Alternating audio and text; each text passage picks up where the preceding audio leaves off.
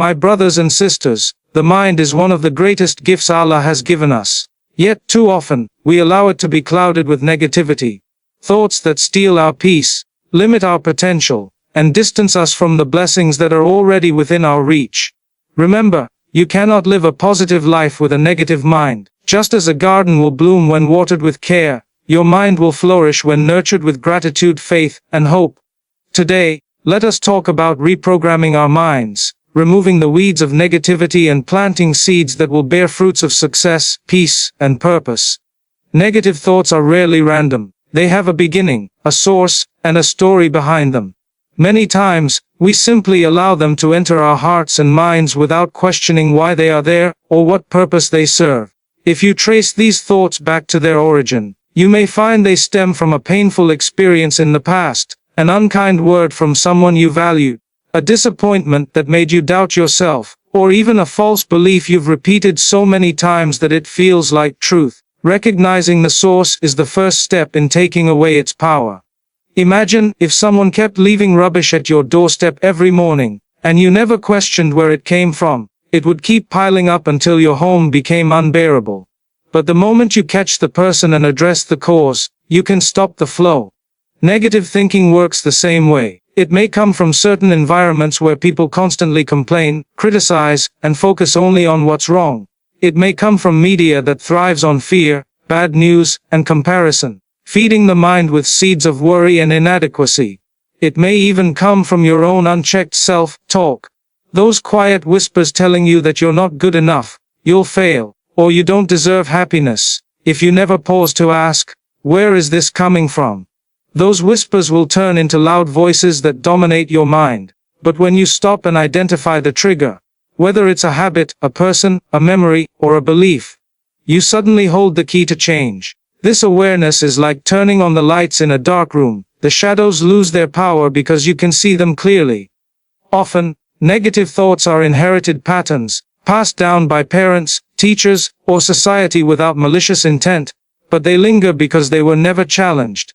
It's important to realize that, just because a thought feels familiar, doesn't mean it is true. And just because it has been repeated, doesn't mean it must stay. Recognizing the source doesn't always mean you can erase the thought instantly, but it gives you the wisdom to respond instead of react. You begin to understand that not every thought deserves your attention or belief. This mental clarity is what allows you to break cycles of self-doubt, fear, and hopelessness.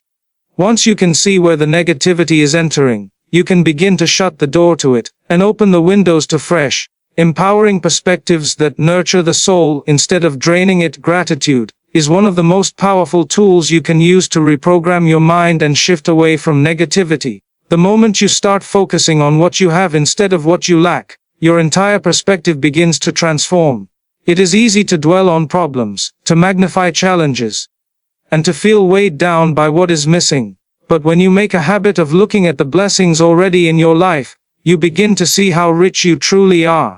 Think about the simple things we take for granted. The breath you are taking right now, the ability to see, to hear, to walk, to think. These are gifts that no amount of wealth can replace. Yet we often overlook them because we are busy chasing things that lie outside our reach. Gratitude shifts your focus from scarcity to abundance. It is like adjusting the lens of a camera. Suddenly, what was once blurred with complaints becomes sharp with appreciation.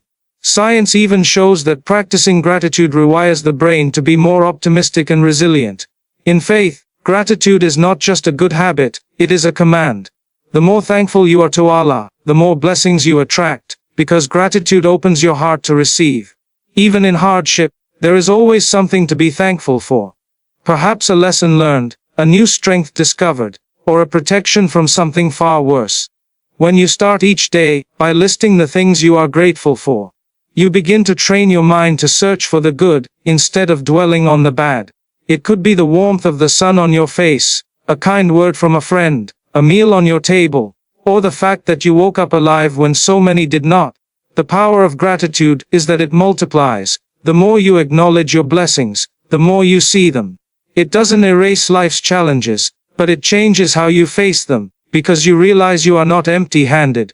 Gratitude also silences envy and comparison, two of the biggest sources of negative thinking. When you are busy counting your own blessings, you have no time to measure your life against others. Instead, you find peace in what has been written for you, trusting that Allah's plan is perfect, even if you do not see the full picture yet. Gratitude softens the heart, calms the mind, and lifts the soul. It turns your focus away from complaints that drain you toward appreciation that strengthens you, and it reminds you that even in the smallest things, there is a reason to smile. What you allow into your mind becomes the raw material from which your thoughts are formed, and your thoughts shape your emotions, decisions, and ultimately your life. Guarding your input means being intentional about what you expose yourself to every single day. If you constantly feed your mind with fear, gossip, negativity, and comparison, it will naturally produce anxiety, doubt, and dissatisfaction. Just as your physical health depends on the food you consume, your mental and spiritual health depend on the information, conversations, and images you take in. Many people underestimate the effect of their surroundings. The media they watch, the social media accounts they follow, the music they listen to, and even the people they spend time with. Every one of these is like a seed planted in the soil of your mind, and over time, those seeds will grow into either nourishing fruits or choking weeds.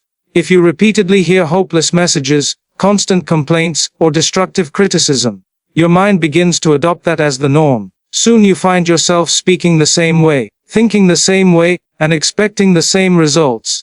Guarding your input does not mean avoiding reality or pretending problems don't exist, but it means choosing sources that uplift, educate, and inspire you rather than those that drain your energy. It means setting boundaries with people who only bring negativity into your life, even if they are close to you, and surrounding yourself with those who remind you of your values, your goals, and your worth. It also means being mindful of entertainment choices, because what you watch or listen to often lingers in your subconscious long after the moment has passed. Replacing harmful input with beneficial content is like replacing junk food with nutritious meals. Over time, your mental state becomes stronger and more resilient. Instead of scrolling endlessly through feeds that stir envy or comparison, choose to read, listen, or watch things that teach you something new or deepen your faith. Instead of spending hours in conversations that center on complaints, join discussions that focus on solutions, growth, and gratitude. Even small changes in your daily input can have a profound effect on your mindset. Just as you would not leave your home's door wide open for anyone to enter, do not leave your mind unprotected for any thought, image, or idea to take root. You have the power to decide what enters, and by doing so, you create a mental environment where positivity can grow and negativity struggles to survive. The words you speak carry immense power, not just in influencing others but in shaping the way you see yourself. Every time you speak, you are reinforcing a certain image and belief in your own mind, and over time, that becomes your reality. Speaking life over yourself means consciously choosing words that build you up instead of tearing you down. Many people are quick to speak negatively about themselves, sometimes without even realizing it. They say things like, "I'm so stupid," "I can't do this," or "I always fail." And these statements become like chains around their minds, limiting what they believe they can achieve. The human brain is deeply influenced by repetition. What you say often, you eventually begin to believe, even if it started as a joke or casual remark. When you speak words of encouragement to yourself, you create a mental atmosphere of confidence, hope, and resilience. This doesn't mean you ignore your mistakes or weaknesses, but it means you speak about them in a way that focuses on growth instead of defeat. Instead of saying, "I'm terrible at this," you say, "I'm learning and getting better." Instead of saying, "I'll never succeed," you say, "I'm taking steps towards success every day." These small shifts in language can reprogram the way you approach challenges. Your words also have the power to influence your emotions in the present moment. Saying something positive out loud can immediately change your mood and outlook, while negative speech can drag you deeper into frustration or hopelessness. Faith teaches us to be mindful of our speech, reminding us that every word is recorded and carries weight. This applies not only to what we say to others, but also to what we say to ourselves in private moments.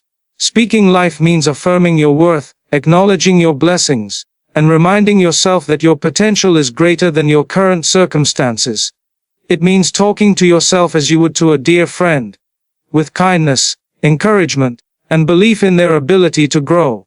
When you start replacing self-criticism with self-compassion, you give your mind the strength to face difficulties without giving up. You also become less dependent on external validation because you've learned to find strength from within. Over time, this practice becomes second nature, and your inner voice becomes your biggest supporter, instead of your harshest critic. The power of speaking life is that it not only changes how you see yourself but also changes how others see and treat you, because confidence and positivity are contagious, and they begin with the words you choose to release into the world. The people you choose to surround yourself with play a far greater role in shaping your mindset than most realize. Human beings are deeply influenced by the environment they are in, and this influence works silently but powerfully. If you spend most of your time around individuals who are negative, constantly complaining, criticizing, or doubting themselves and others, it will slowly begin to seep into your own thinking. You may not notice it at first, but the tone of their speech, the focus of their conversations, and their attitude toward life will become a mirror you start reflecting. On the other hand, when you are in the company of people who uplift you, encourage you, and remind you of your potential, your own thoughts and emotions begin to rise to match theirs. Surrounding yourself with positive company is not about creating a bubble where you avoid everyone who faces struggles, because everyone has challenges. It is about being with those who, despite their struggles, choose hope over despair, solutions over complaints, and faith over fear. Positive people have a way of opening your eyes to possibilities you might never have considered. They are often the ones who believe in you, even when you doubt yourself, who speak words of encouragement at just the right time, and who push you to step out of your comfort zone to grow. Their presence alone can act as a shield against negativity, because they naturally focus on what can be done rather than what cannot. They will celebrate your progress, no matter how small, and when you stumble, they will help you see the lesson, rather than just the failure. Such people are like sunlight to a plant. They help you grow in ways you might not have managed on your own. At the same time, surrounding yourself with positive company also means setting boundaries with those whose influence consistently drags you down. This can be difficult, especially if they are family members, old friends, or colleagues you see every day. But protecting your mental and spiritual space is essential if you want to reprogram your mind for lasting positivity. Boundaries do not have to be harsh or unkind. They can be as simple as limiting the amount of time you spend with certain people, steering conversations away from destructive topics, or politely excusing yourself when negativity becomes overwhelming. By doing this, you are not rejecting the person, but you are rejecting the harmful influence they may bring into your life. There is also the principle that you become like the 5 people you spend the most time with. If those 5 are driven, faithful, and optimistic, chances are you will develop similar traits. If they are constantly pessimistic and doubtful, you will likely absorb some of that energy as well. This is why being intentional about your inner circle is so important. Your mind is like a sponge. It absorbs the attitudes, habits, and beliefs of those around you. If your goal is to eliminate negative thinking, then surrounding yourself with positive people is like placing your sponge in clean, fresh water instead of muddy, polluted water. Positive company is not limited to people you meet face to face. In today's world, it can also include the voices you listen to through books, podcasts, videos, and other forms of media. You may not be able to change every aspect of your physical environment immediately, but you can choose whose voices you allow to influence you. By filling your daily input with uplifting, educational, and inspiring messages, you are, in a way, surrounding yourself with positive company, even when alone. This can make a huge difference in how you think and feel, because it keeps your mind anchored to hope and growth, rather than to fear and stagnation. It is also worth noting that surrounding yourself with positive company is not a passive act. It requires effort and sometimes sacrifice. You might need to step away from familiar but unhelpful social circles and seek out new ones that align with your values and goals. This might involve joining a community group, attending events, participating in activities that interest you, or even volunteering for causes you care about. These environments naturally attract people with a similar outlook, making it easier to form genuine connections with those who will inspire and challenge you in a healthy way. The benefits of positive company go beyond mindset. They can influence your habits, your resilience, and even your spiritual connection. When you are around people who remind you to be grateful, to trust in Allah's plan, and to focus on the blessings you have, you naturally start living with a more hopeful and content heart. When you are in the company of those who live with integrity, discipline, and kindness, you begin to model those same behaviors in your own life. This ripple effect is one of the most powerful ways to transform your thinking, because it does not rely on willpower alone. It is supported by a community that reflects and reinforces the values you want to live by. Another important aspect is accountability. Positive people not only cheer you on when you are doing well, but also hold you accountable when you start slipping into negativity or destructive habits. They remind you of your commitments, help you realign your focus, and encourage you to keep going when you feel like giving up. This kind of accountability is not about control but about care. They want to see you succeed and will not let you settle for less than your potential. Over time, this support system becomes a safety net that catches you during difficult moments and gives you the push you need to keep moving forward. Finally, surrounding yourself with positive company creates an environment where growth becomes natural. Just as a seed will grow more easily in fertile soil with enough sunlight and water, your mind will flourish in an environment of kindness, encouragement, and faith. When you consistently receive messages of hope, resilience, and possibility from the people around you, your brain starts to adopt these as its default patterns. Negativity loses its grip because it no longer feels familiar or normal. Instead, optimism and gratitude become your new standard of thinking. This is how your environment and your relationships can help reprogram your mind for good. By creating a space where negativity cannot thrive, and where positivity becomes the air you breathe, anchoring your mind in faith is one of the most powerful ways to eliminate negative thinking, because faith gives you a foundation that remains steady even when life feels uncertain. When your mind is rooted in trust in Allah, you begin to see challenges, delays, and even losses through a different lens. You no longer view them as random acts of misfortune, but as part of a greater plan designed for your ultimate good. This shift in perspective immediately weakens the grip of fear, worry, and hopelessness, because you know that everything that happens, whether it feels pleasant or painful, is within the perfect wisdom of your Creator. Faith offers a sense of security that nothing else can match. People may fail you, circumstances may change, but Allah's mercy, power, and knowledge remain constant. Anchoring your mind in faith means that your first reaction to difficulty is not panic but prayer. It means when a negative thought enters your mind, you measure it against the promises of Allah, and you remind yourself that He has said, "Indeed, with hardship comes ease." This remembrance acts like a filter that stops negativity from taking root. Instead of spiraling into, "What if everything goes wrong?"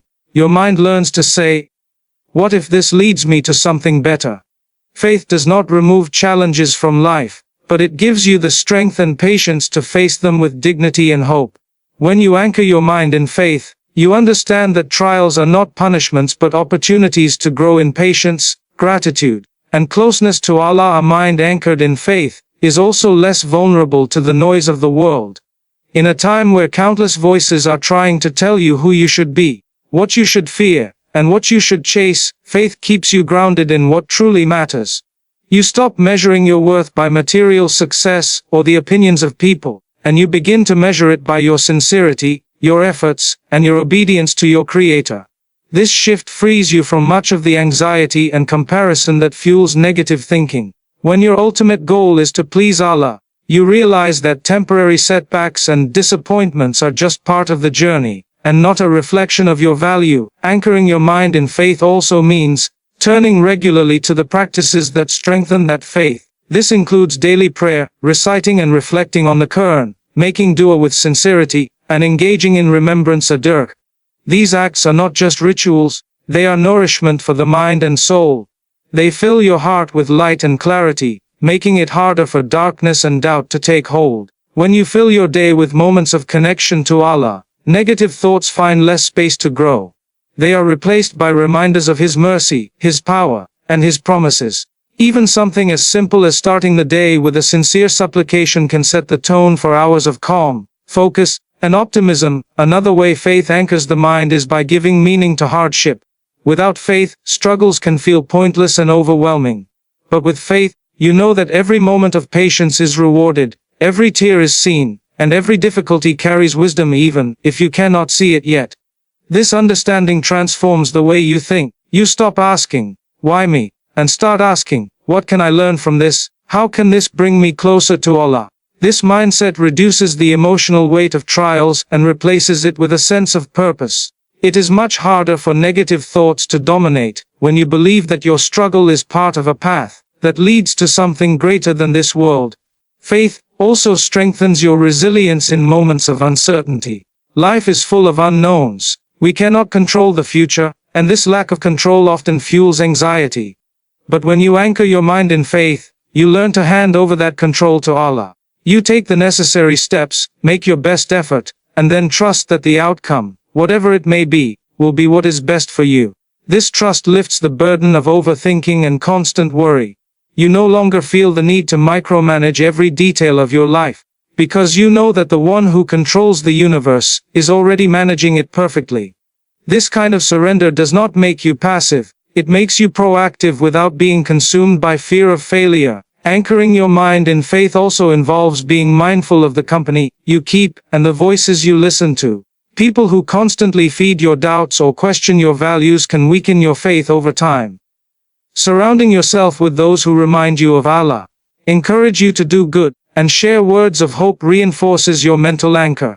Faith grows stronger in environments where it is nurtured, and a strong faith naturally repels the seeds of negative thinking. In moments when your own strength feels low, the reminders from others can be the rope that pulls you back toward clarity and trust. It is also important to understand that anchoring your mind in faith is a daily process, not a one-time event.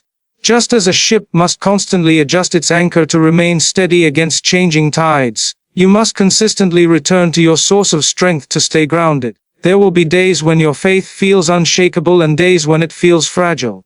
On those weaker days, the practices you have built, prayer, remembrance, gratitude, act as your safety net. They prevent you from drifting too far into negativity, even if you feel weighed down. Over time, these habits become part of your identity, and your default response to difficulty becomes rooted in trust, rather than despair. One of the most profound effects of anchoring your mind in faith is that it changes your internal dialogue. Instead of speaking to yourself from a place of fear, you begin speaking from a place of trust.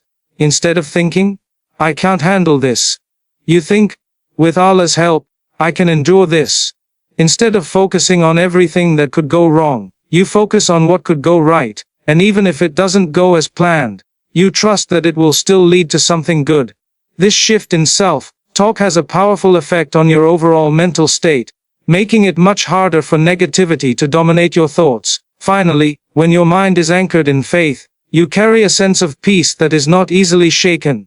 Even when the world feels chaotic, you have an inner calm because you know your life is in the hands of the one who knows you better than you know yourself. This peace does not mean you never feel sadness, worry, or frustration, but it means those feelings do not control you. They pass through like clouds, while your anchor holds firm beneath the surface, keeping you steady and clear-minded no matter how strong the winds of life may blow.